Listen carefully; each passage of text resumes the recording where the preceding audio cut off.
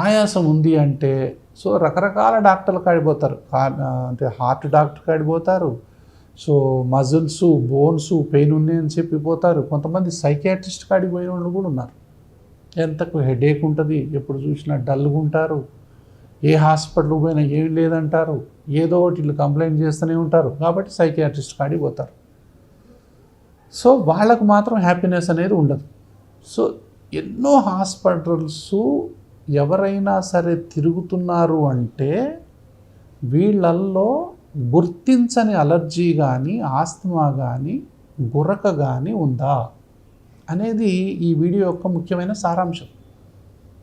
అది ఏ వయసు వాళ్ళైనా సరే, అది పసిపిల్లలు కావచ్చు, స్కూల్ పిల్లలు కావచ్చు, టీనేజర్లు కావచ్చు, పెళ్ళైన తర్వాత కావచ్చు, మిడిల్ వయసు కావచ్చు, ఓల్డ్ ఏజ్ వాళ్ళు కూడా కావచ్చు, ఎవరైనా సరే ఈ లక్షణాలు ఎవరికైనా ఉన్నాయా?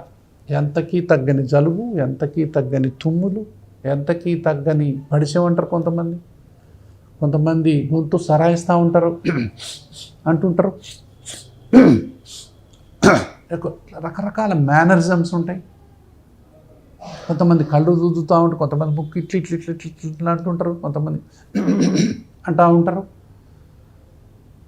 ఇట్లా మనకు ఎన్నో రకాలటువంటి మేనరిజమ్స్ ఇందులో ఉంటాయి. దీనికోసమే మనం కొంతమంది అయితే హాస్పిటల్కి పోలేక విరక్తి పుట్టి ఎక్కడికి పోయినా ఇంతే అని చెప్పి ఎవరికాడికి పోరు. అసలు హాస్పిటల్స్ మీద డాక్టర్లు అంటే విపరీతమైన కోపం వస్తూ వాళ్ళు ఏమని వేస్ట్, నా ప్రాబ్లం పోదు, ఇక నా బతికింతే అనుకునేవాళ్ళు ఉంటారు. కొంతమందికి ఇంక నీ ప్రాబ్లం ఇంతే, ఇంక నువ్వు ఎప్పుడు జీవితాంతం ఇట్లా బాధపడాల్సిందే అని చెప్పేవాళ్ళు కూడా కొంతమంది ఉంటారు. అట్లా లేదు. అది అలర్జీ ఆస్తమాకు అది ఏ దశలో ఉన్నా కూడా ఇప్పుడు అద్భుతమైనటువంటి వైద్యం అందుబాటులో ఉంది. 100 మంది అలర్జీతో కానీ, ఆస్తమాతో కానీ, గురకతో కానీ, ఈ సైనస్తో కానీ, ఈ సోకాల్డ్ ఎడినాయిడ్, టాన్సిల్స్ ఇటువంటి దేంతో బాధపడుతున్నా కూడా 90% మందికి మందులతో తగ్గిపోయేటటువంటి అవకాశం ఉంటుంది.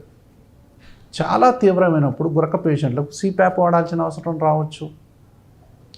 కొంతమంది అలర్జీ పేషెంట్లకు యాంటీ అలర్జీ ఇంజెక్షన్స్ వాడాల్సిన పరిస్థితి రావచ్చు. ఆస్తమా వాళ్ళకు కూడా బయాలజిక్స్ అని ఉన్నాయి, అంటే నెక్స్ట్ లెవెల్ ట్రీట్మెంట్స్ కూడా అందుబాటులో ఉన్నాయి.